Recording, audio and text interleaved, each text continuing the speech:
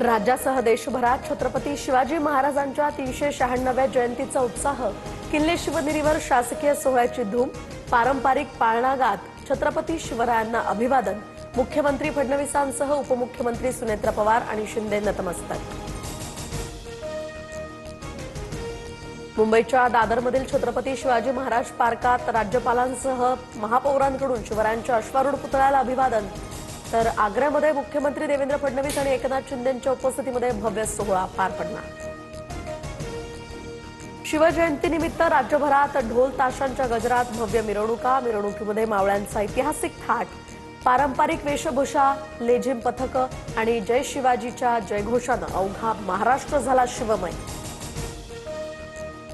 मंत्रालयातील लाच प्रकरणाचं स्टिंग ऑपरेशन TV9 मराठीवर। तर 50,000ची लाच मागताना मंत्री जिरवाळांचे पीए रामदास गाडे आणि क्लार्क राजू ढेरिंगे कॅमेऱ्यात कैद। ब्लॅक बॉक्स सहजपणे नष्ट होऊ शकत नाही। अजितदादांच्या विमान अपघातावर मुलगा जय पवारांकडून शंका व्यक्त। तर PSR कंपनीच्या विमानांवर बंदी घालण्याची सुद्धा मागणी। सुनेत्रा पवारांच्या राष्ट्रीय अध्यक्षपदासाठी 35 आमदारांनी सह्या केल्या। 5 ते 6 लोकांनी मात्र सह्या केलेल्या नाहीत। रोहित पवारांचा दावा।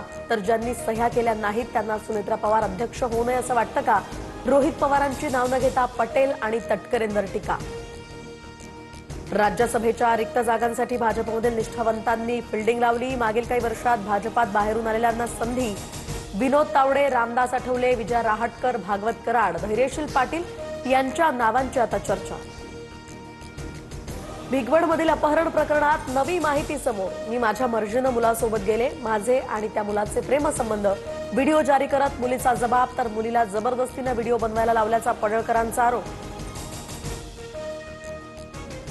पुणे शहरात अनधिकृत बांधकामांवर महानगरपालिकेची कारवाई। खराडी, बाणेर, सूस, हडपसर या भागातील अवैध बांधकामं जमीनदोस्त। राजधानी दिल्लीमध्ये इंडिया AI इम्पॅक्ट समिट 2026चं आयोजन। भारत मंडपम या ठिकाणी AI समिटमध्ये पंतप्रधान मोदींकडून जागतिक नेत्यांचं स्वागत। सर्वजन हिताय सर्वजन सुखाय या थीमवर आधारित AI समिट।